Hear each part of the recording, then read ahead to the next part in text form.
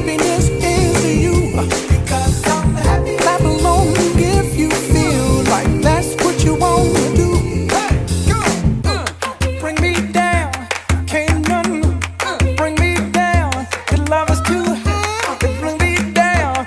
Can't none bring me down. I said, bring me down. Can't none bring me down. Your love is too high. Bring me down. Can't none bring me down. I said, clap along if you feel like a room without a roof. Clap along if you feel like happiness is the truth. Clap along if you know what happiness is to you. Clap along if you feel like that's what you want to do. Clap along if you feel like a room without a roof. Clap along if you feel like happiness is the truth. Thanks everyone for joining. My name's John Tontat, and I just want to start off by thanking the Premier Connect team to allow us this opportunity to share with you all some work that we've done over the last couple of years that we think is truly transformative. So today I'm actually joined by a panel. It's myself, it's Myron Wallace of Promobix, and it's Vineet Chaku, president of Reaktr.ai. And with that, let's get right into it.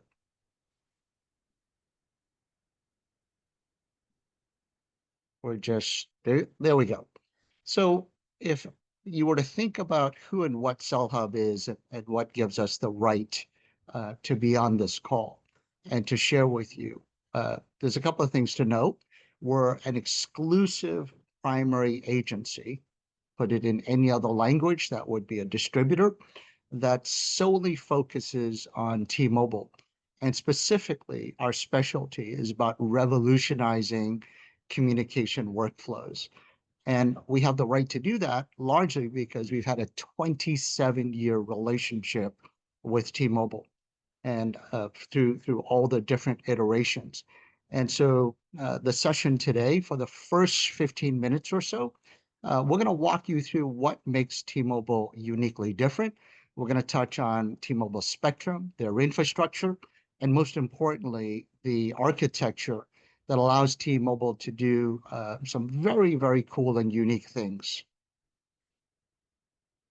So as we get going, understand that Cellhub actually is a combination of 4 separate and distinct entities that serve the different constituencies inside of the T-Mobile ecosystem. So first and foremost, Cellhub, what it means is that we represent T-Mobile for business as a primary agent.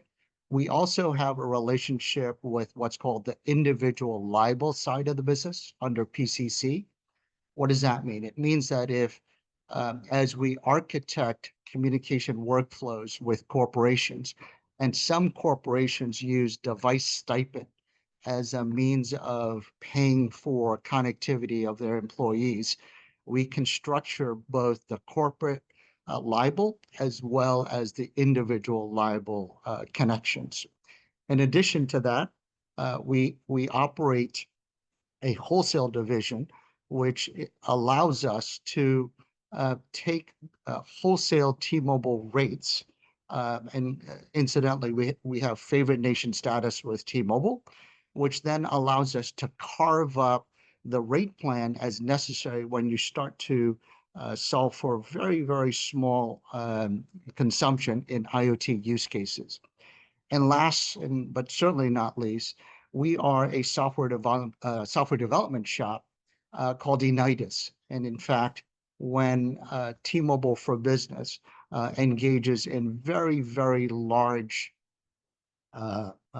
corporate engagements, Delta Airlines, for example, when Delta is trying to manage 40,000 connections with T-Mobile, we actually are the software developer that builds the UI that allows Delta and others to do that. In fact, our client community consists of over 200 Fortune 1000 companies. So that gives you a little sense of who and what we are. As I shared in the intro, um, I joined Cellhub last April to grow a different part of the community for T-Mobile. I came out of IT, spent the last 35 years in IT, of which the last 7 years was running the enterprise segment for a global IT distributor. All of which to say, this set of experiences allows us to really grow the channel for T-Mobile, and extremely excited to have you all join us today. I think what we're going to get into now is what really makes T-Mobile unique. And it all starts with the acquisition of Sprint. So when T-Mobile acquired Sprint, T-Mobile actually acquired a very large chunk of mid-band spectrum. And what makes mid-band spectrum particularly unique is that it balances both distance and penetration, right? So in millimeter wave, which is the upper end of the spectrum, you can go very long distances, but if you hold up a sheet of paper, the signal gets blocked. Coincidentally, on the very low band, you can penetrate deep in through concrete, but it doesn't go very far. So the mid-band spectrum, from an analyst point of view, is the Goldilocks spectrum. And from a carrier point of view, T-Mobile owns the single largest swath of mid-band spectrum in this country, bar none. And in fact, 2x by their competitors. In addition to the spectrum, T-Mobile has a unique partnership with Starlink, and today operates over 300 low Earth orbiting satellites, where through the relationship with Starlink, you can now begin to text, and in a very short period of time, be able to communicate voice um, anywhere in the United States. So if you think about, you've got 80,000 towers, you've got 300 satellites. T-Mobile can now deliver 5G coverage everywhere. So when you look at the map, right now, the map represents the towers. So 98% of the US population is covered in 5G. And whatever the white spots are, that's actually now covered with that Starlink relationship. Last but not least is T-Mobile has a standalone 5G core. And we're going to get into a little bit of what that means.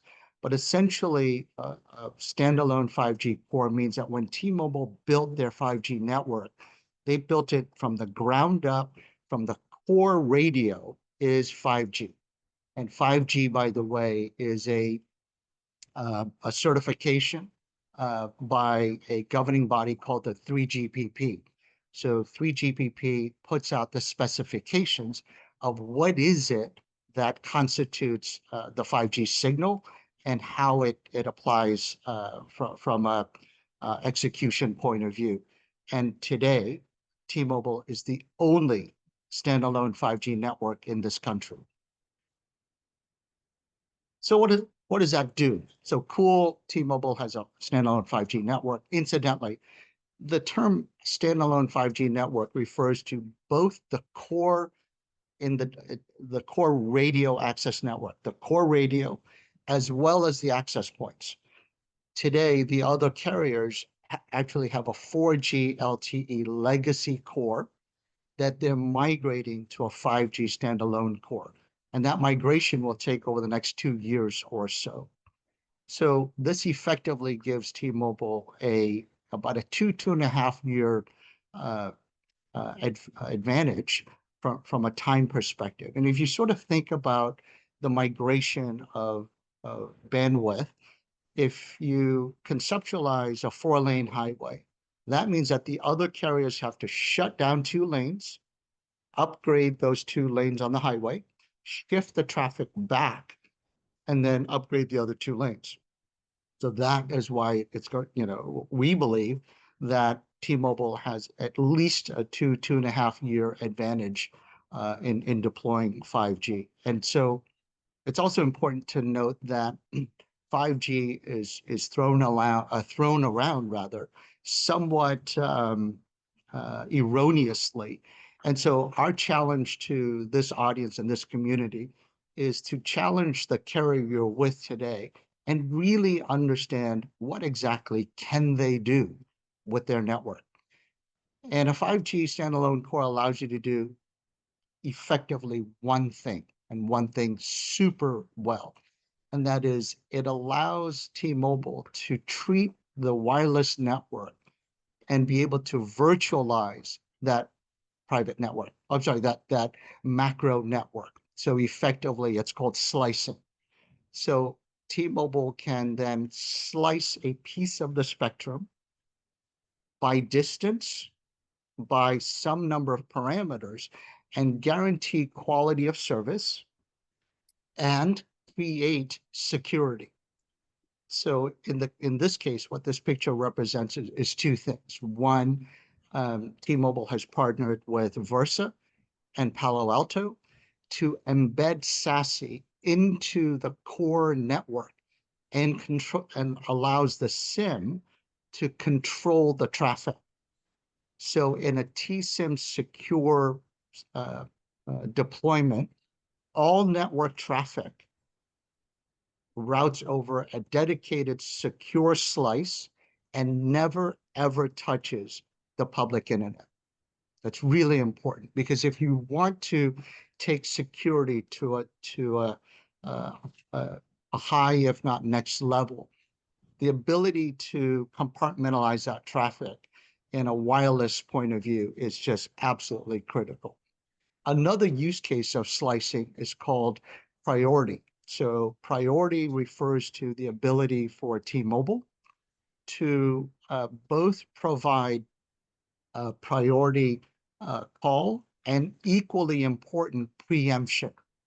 And preemption is the notion that T-Mobile can break into a call. So God forbid there's a disaster of some kind. T-Mobile, the first thing that T-Mobile can do is T-Mobile can isolate T-priority traffic, and that traffic allows for preemption, which is to say first responders can now have a much higher quality of service. So even in priority services, you can see on this chart, there's a distinct difference how T-Mobile can deploy their priority service. And case in point, I'm happy to report that I'm sitting here in New York City, and the entire city of New York, bar none, just switched to T-Mobile for this very reason, right? So this isn't anecdotal. This isn't theoretical. This is happening. New York City is rolling this out as we speak. So I started this dialogue by saying we're dedicated to solving for communication workflows and revolutionizing how communication happens. Because we are solely dedicated to T-Mobile, we think of almost everything as a mobile first architecture.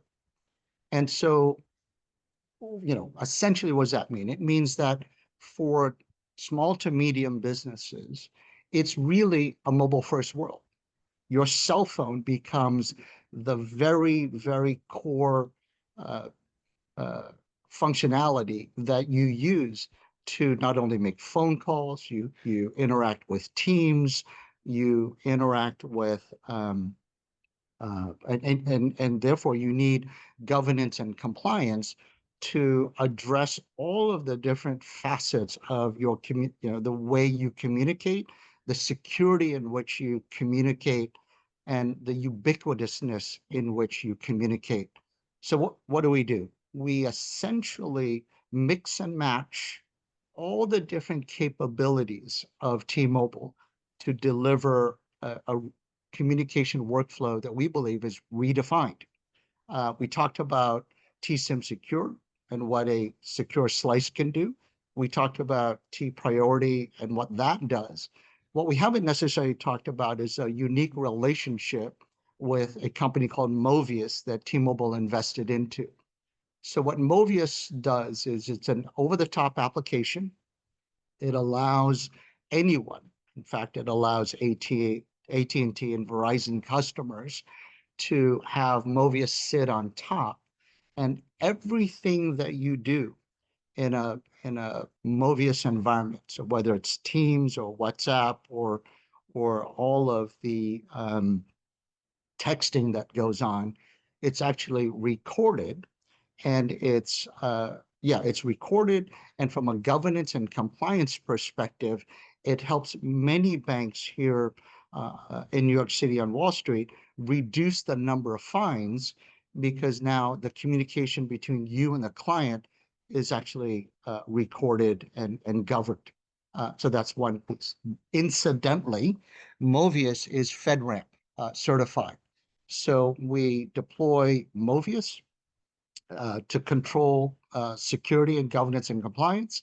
And the other way that we deploy Movius is we can architect Movius to take and have the same feature and functionality of your PBX system. And our argument is, if you have a legacy PBX system and it is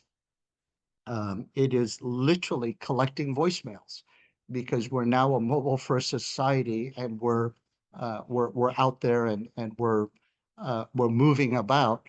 There's really no need to have a PBX system unless you have in-office workers that are consistently in the office. And what we found is, for many SMB mid-market customers, they're looking at, how do I solve for my mobile first world? So anyways, that's how we bring it all to life. Wanted to talk a little bit about both private and public networks.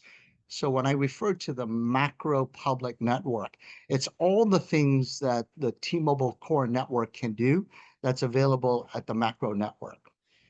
What's more important, and what is equally interesting, is that T-Mobile today can deploy and give certain attributes into to corporate end users and to hospitals and the like, a dedicated, purpose-built hybrid network. So why is that important? That's really important because when you are inside the building, you've got T-Mobile. But more importantly, as you roam and move within, say, a 20-mile radius of a core facility, you're still under T-Mobile, albeit in a secure slice. And so this capability we're going to show you is the very capability that revolutionized Boston Children's Hospital. So we're just going to dig right into it. Boston Children's Hospital and Heather Nelson, who's the CIO of BCH, challenged T-Mobile with this notion. Not only do I want to improve my clinical communication inside my hospital, partly, by the way, the challenge that was happening was the hospital was going through a Wi-Fi upgrade, excuse me, and that Wi-Fi upgrade was fairly costly to cover 3 million square feet. Equally important as part of her priorities was she wanted to push care to the home. That is her her outsized goal. And so she challenged T-Mobile. She said, help me solve for my inter-facility connectivity, but more importantly, help me ideate and give me the capability to do remote patient care, remote patient monitoring, and most important, remote patient hospital to my patients. And so that was really the challenge. And so T-Mobile rose to the challenge. And what T-Mobile has done is built a purpose-built 5G hybrid network that covers today 3 million square feet. And I'm happy to say the hospital is expanding. It's now closer to 4 million square feet. And most important, a 20-mile radius of downtown Boston, where Boston Children is at, is actually covered by this dedicated slice of spectrum that's allocated to Boston Children's for the period of the contract. So it's a 5-year contract period. And over the next 5 years, you're going to see more and more 5G devices that's deployed inside the hospital. Equally importantly, 5G devices all throughout that 20-mile radius. So we're very proud as part of T-Mobile to help Heather innovate her vision. And we think that use case is applicable as we look at hospitals throughout the nation. And with that, I'm going to turn this over to Myron Wallace, who I've partnered with deeply to solve for how do hospitals need to think about clinical communications. So Myron, if you can fire up your slides, and I'm going to turn it over to you. Thank you, John. So my name is Myron Wallace. I am the president and founder of a company called ProMobix. We're based out of Dallas, Texas. ProMobix has been working, as John mentioned, closely with T-Mobile, and I have a background in working into the clinical workspace environment. So we'll get into that. As John stated,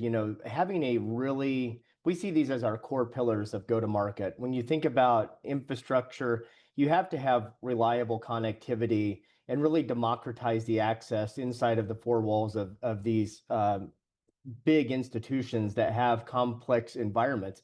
Wi-Fi, still to this day, if you're familiar with the Wi-Fi environment, hospitals still deal with challenges of Wi-Fi because of the lead line walls. And essentially, think of it as like a Faraday cage in a lot of the areas of the hospital, if you're familiar with that terminology. It's really hard to penetrate. So where 5G comes into play, I think is really important for the next generation of mobility in healthcare, specifically around what I refer to as clinical continuity planning.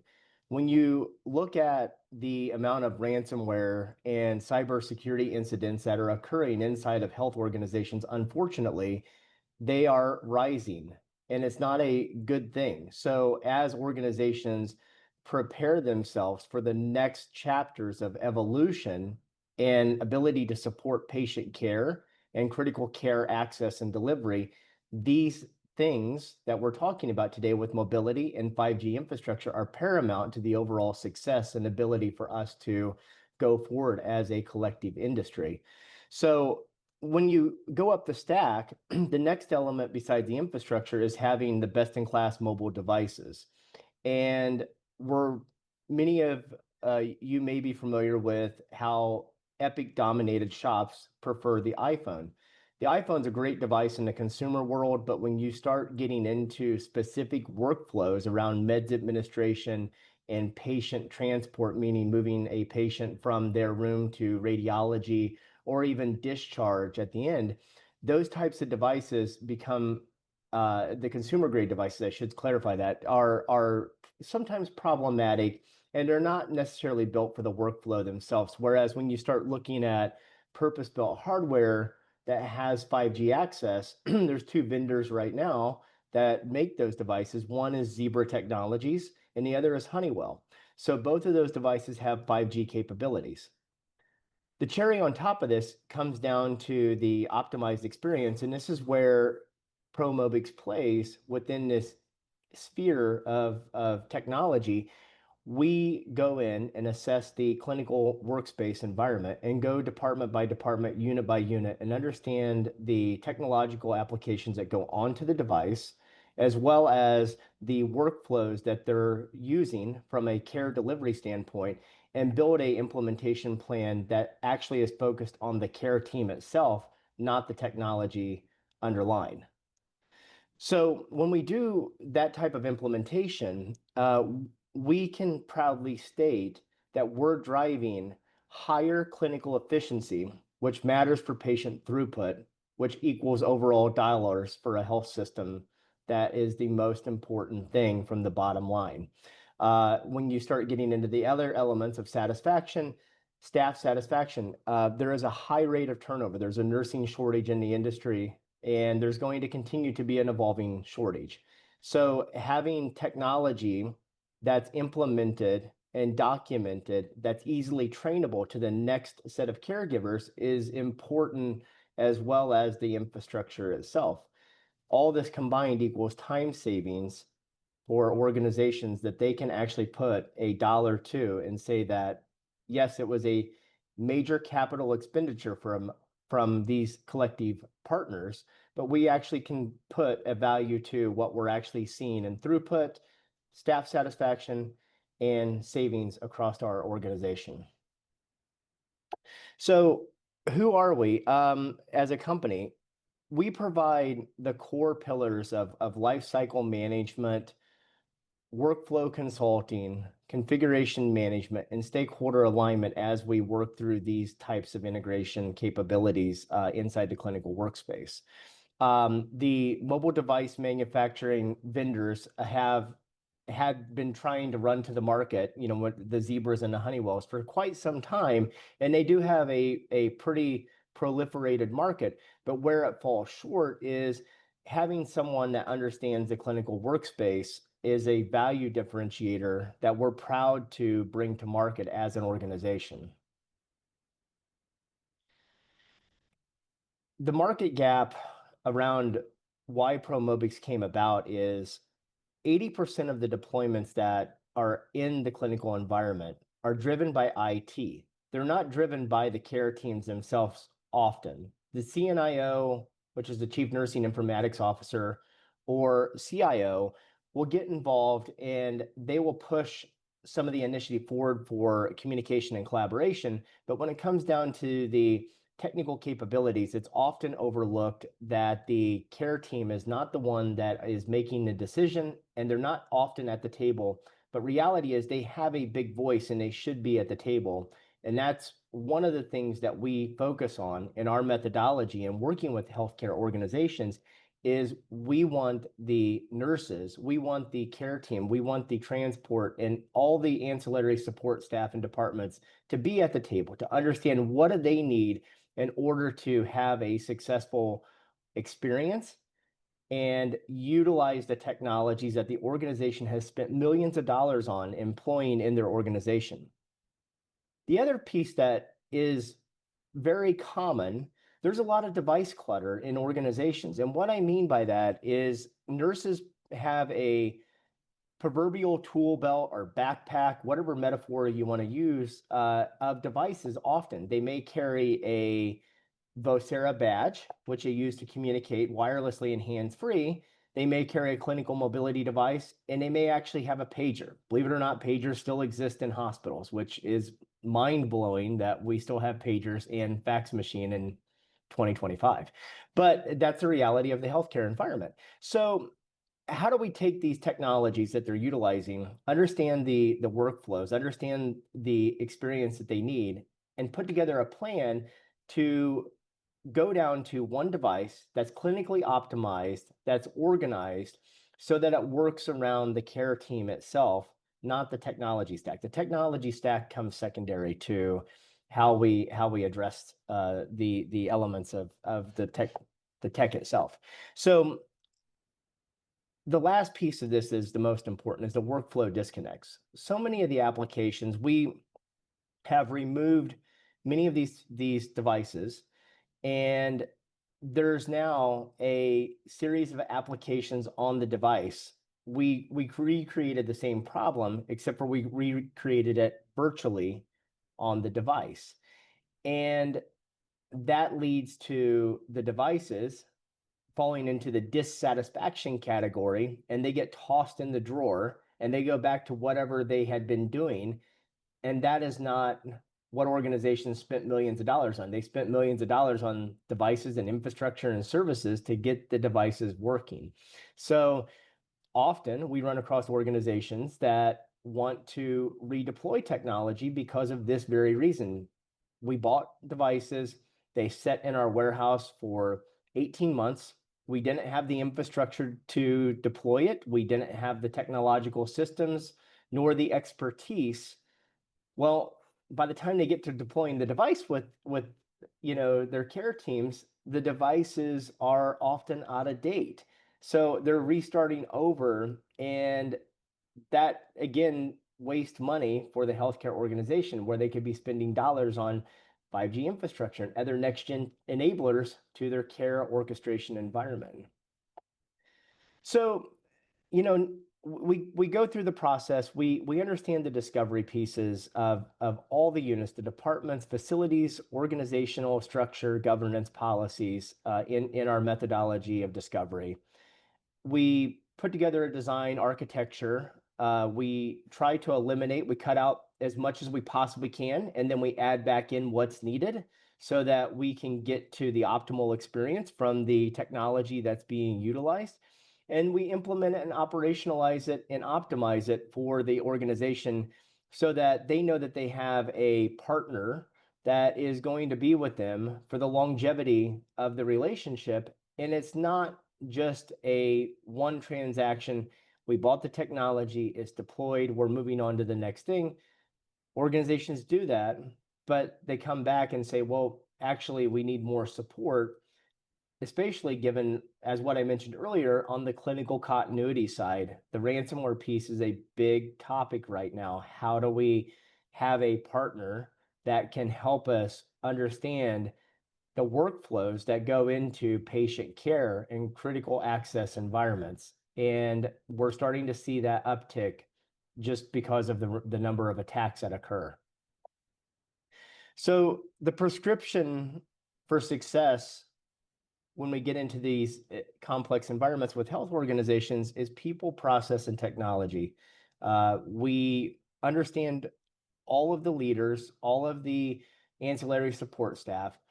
We run through our process, and then we map in the technologies that are needed around the workflow experience down to the application experience, whether they're using Epic or some other communication and collaboration platform technology. All of these things are discovered, optimized, and implemented so that they work in harmony with one another inside of the environment. So what makes us qualified to do this? Myself, I'm a former network engineer. I built one of the largest service providers out in California that was one of the first voice over IP companies. And I left that organization and went to work for a communication and clinical collaboration platform company called Doc Halo, which is now part of Simpler Medical. And it exposed me to this environment, and I got enthralled and infatuated with the complexities around healthcare technology. And I stayed in that realm for the last 10 years. Most recently, I was with an organization called Tiger Connect, and we built the world's best communication and collaboration platform for healthcare. And it's still widely deployed inside the marketplace. Had a great opportunity to learn more about the clinical workspace because we were in the COVID era of time. Fortunately and unfortunately, there was some good learnings that came out of that. But the real expertise comes from the alignment with Lone Star Communications. Lone Star Communications is a organization based out of Dallas that has a 30+ year history in deployment of nurse call and communication technologies. So when ProMobix came about, I wanted to find a partner that had clinical expertise and execution abilities, and we aligned ourselves with the Lone Star family of companies to build our organization. So we have a 300+ team that's comprised of engineers, operational leaders, and clinical informatics individuals and professionals that have expertise in deploying and managing technologies in these environments. So, how do we see scaling mobility with T-Mobile? We see, as John mentioned, you get rid of a massive amount of the dead zones in the facility because the way the technology propagates throughout the organization.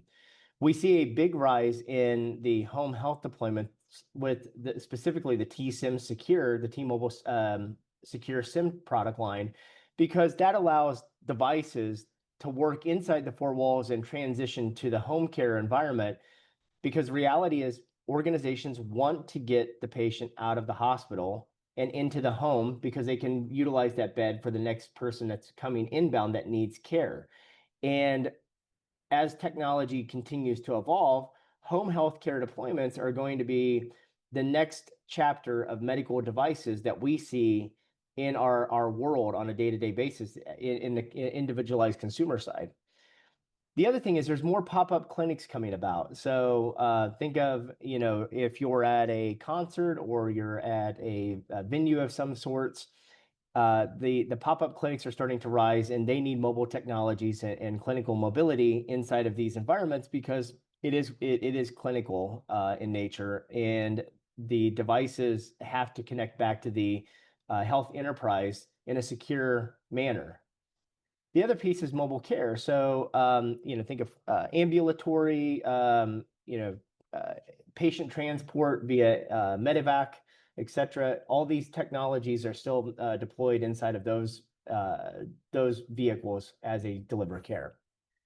So, with that being said, I appreciate everyone's time. John, thank you for having me here today. It was great, and let's figure out how we revolutionize care delivery together.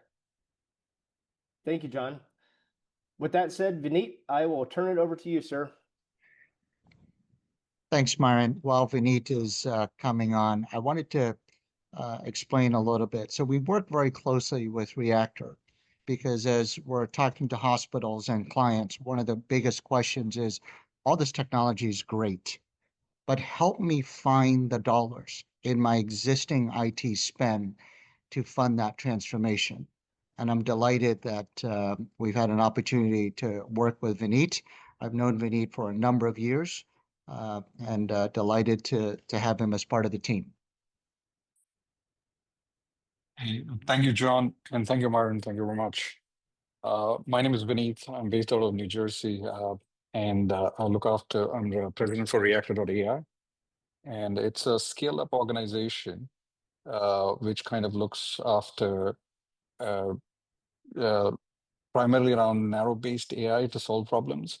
So we are part of an overall organization, that parent organization, which kind of has the scale and size that gives us an ability and domain knowledge from all of these areas. So currently they're doing a lot of work around, they do in BFSI, government sector, and retail. And what we are focusing primarily on is using the domain capability from a knowledge perspective, and then we're working on especially two vectors, primarily for enterprises. So if you see how we are structured, is primarily to attack two problems that all enterprises face today, whether it's cost, which primarily seems to be taking a lead right now, given the uncertain macroeconomic conditions across the world. And then there's the growth aspect of it.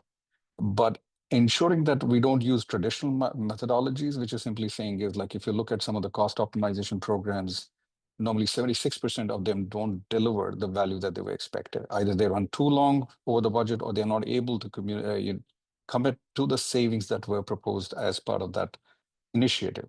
What we are trying to do is we are trying to underpin AI into that mix, both on the cost as well as on the growth side of it. The way we're going about is primarily around technology services. So if you look at a flow of data flowing through, whether it is from your infrastructure, where you're picking up the data, it has to be secured. So you have cybersecurity solutions out there. Data modernization needed because you have the amount of data that is getting generated. Incidentally, there was a report which we just saw that by 2027, the data that will be available, human created data, will be superseded almost 10 times by AI data creation. So amount of data that's going to flow through the systems and the data that is getting generated across with all the AI systems coming, Gen AI coming in, is going to be more and more. So you do need relevant data, which is finally towards the AI side, because your AI models can only function if they get the right data from the right sources. So that's how we are layered across from our services side aspect of it, to ensure, depending upon wherever you are in the overall maturity model, if I were to cross on AI services as well as on the IT services, we can help in all four areas. If you look at the first three, primarily focus more on cost, making sure that you have, that's where the whole strategic cost transformation came in. And the fourth one focuses on the growth part of it. So if we come back now, when we did strategic cost transformation was to look at, how can we help reduce costs? So if you look some of the challenges, I'm sure a lot of organizations today do have that. either the cost was tackled in saying is, hey, there's a temps provider that comes in saying, I can look at your cost and I can go across and do some, quickly look at your spends and do analysis. But then you're leaving out is, hey, what happens to my legacies, legacy kind of environments? Are you transforming me at the same time? Am I using it the right way? Am I consuming so there's a lot of information that has to be churned, which if we take a very traditional model, would be a lot of consultants coming in, creating a lot of Excel sheets, and then trying to correlate those all things together will become a complex challenge.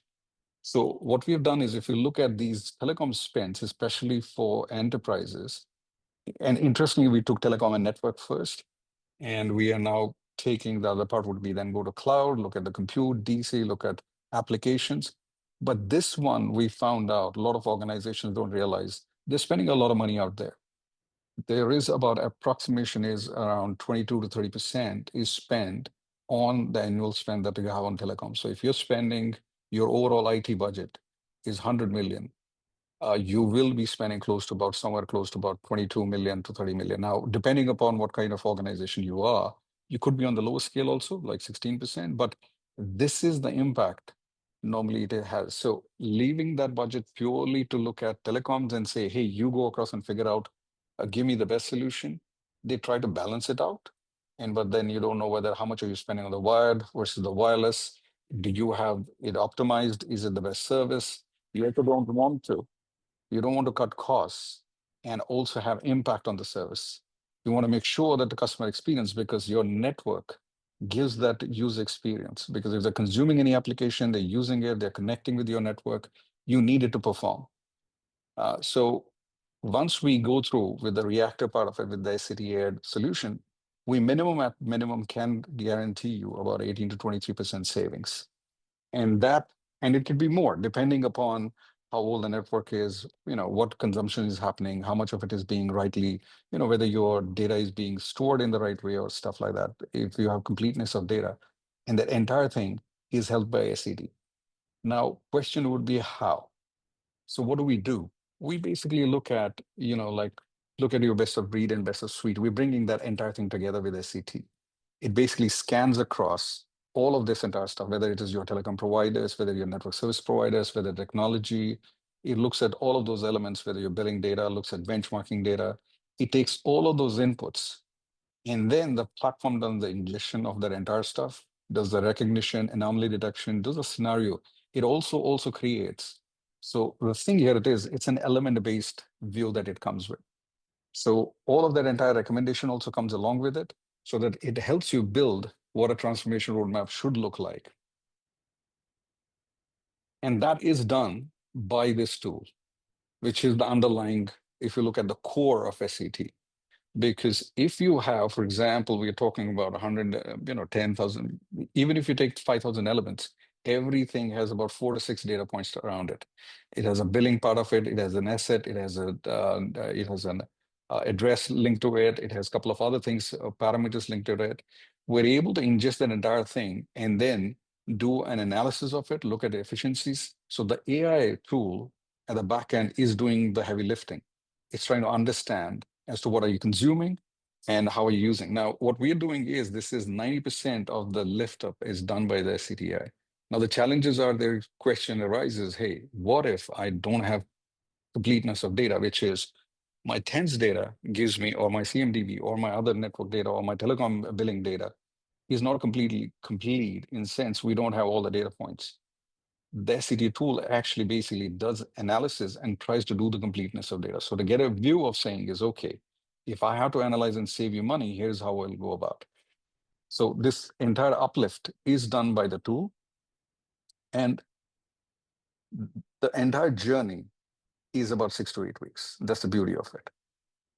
If you look at traditional models, is that, hey, there will be somebody, he or she will pick up the data, they will analyze it, put into various Excel sheets, then go back and forth. We have this integrated model where we work closely with the customer, understand the nuances, but keep on presenting as to what we're seeing. And it goes through certain stages where we look at, hey, let's baseline. What are you trying to do? So we're not doing your cost optimization in isolation. We're doing it in a collaborative mode. We're looking at what your usage patterns are. We're also looking at what is that will drive your customer experience or user experience better. So we're making sure all of those things are taken into consideration. And then we run through these stages and ensure that we deliver to you and line by line, element by element. So think about it. It tells you exactly what you should be doing for a certain circuit, certain device, or a certain tablet, certain this thing. It then gives you an element level view. So the implementation and execution of that plan becomes easy. So there is no ambiguity. It's not a bucketized one saying just figure out what you want to do. It tells exactly what should be done. That level of execution capability comes, and then what it does is, if you undergo SCT, you have an ability to then accrue those costs for that particular year and accrue them fast, accrue the savings fast. Now, we ran this for a large environmental services firm, which had like 2,000 sites. They had a large asset base. The challenges were around saying is they had an MDM platform, they had a TEMS platform, they had their own ServiceNow, they had a CMDB, which was not complete. Interestingly, the completeness of information was only 30%. We then cross-correlated data across all their various stuff. They had some Excel sheets also.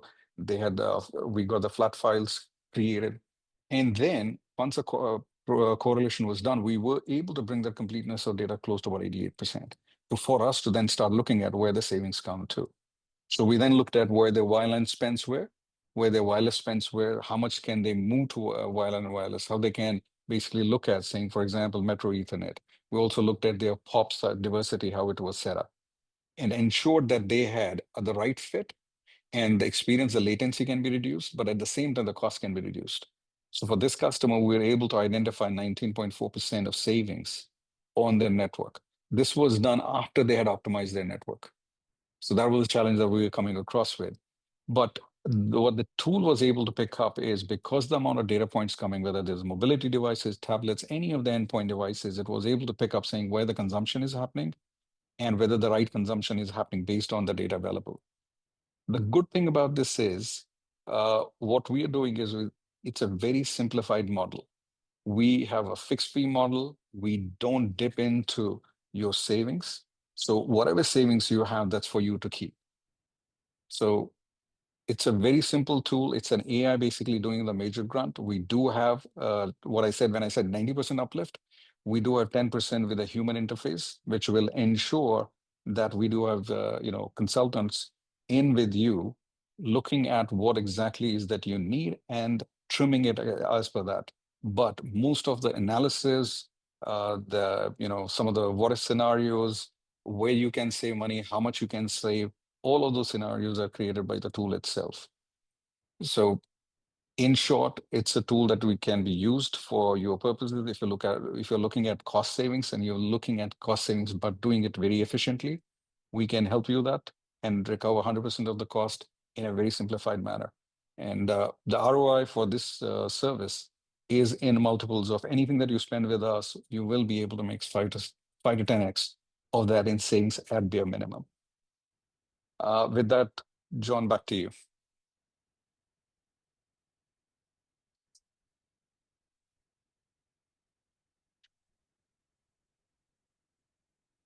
Thanks for that, Vineet. We appreciate those insights. When we were challenged by the Premier Connect team to come on and be certain that we provide information that is unique and interesting and equally as actionable, we hope that we fulfilled that goal. A couple of things to think about just as we wrap this up. While each of us are unique and distinct in our operations, Cellhub, Promobix, Reaktr, you could engage with each of us individually. The real power is the fact that we combine together to deliver capabilities that otherwise would be hard to stitch together and get companies to just work together. So in wrapping up, first and foremost, thank you for the time. I know how important and precious time is. I look forward to hearing from the Premier Connect team. I believe we delivered on the goals that you had set out for us, right? Which is inform and deliver actionable capabilities. So I look forward to engaging. Last but certainly not least, we are giving away a Microsoft Surface 5G laptop with 1 year of connectivity. And we very much look forward to engaging with you and then making sure that one of the lucky recipients will get to experience what a 5G connected laptop can do for you, and as it's done for many of our clients. So again, thank you very much. I think we will leave this open for a few minutes in case there's any additional questions that come up. But essentially, we've met the timeline, and I'm a big fan, by the way, of attending these webinars, and we made sure this team came in under the clock as opposed to either right on time or over the clock. So with that, thank you very much for the time. We'll leave the chat open. And if there's anything we can answer, looking forward to engage.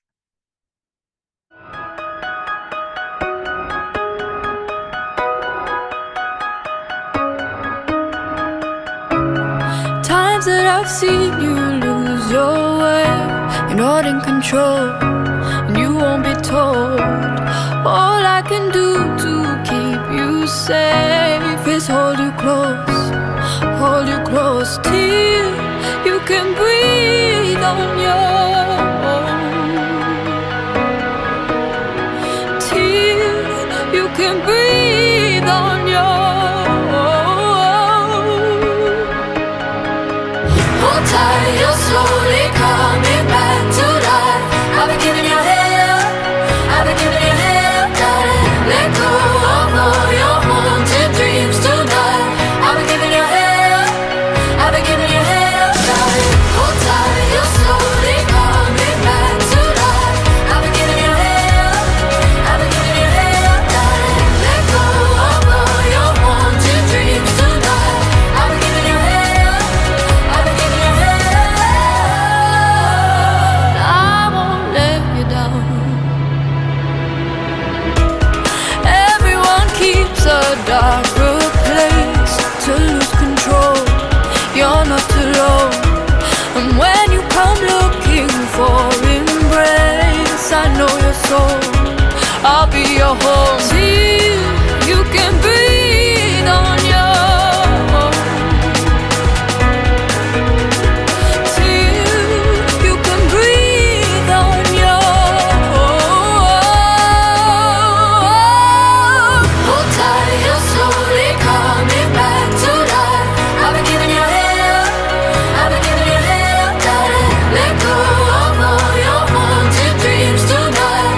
I've been giving you hell, I've been giving you hell, darling. Hold tight, you're slowly coming back to life. I've been giving you hell, I've been giving you hell, darling. Let go of all your haunted dreams tonight. I've been giving you hell, I've been giving you hell, and I won't let you down. You never think that you can fly. You'll always swim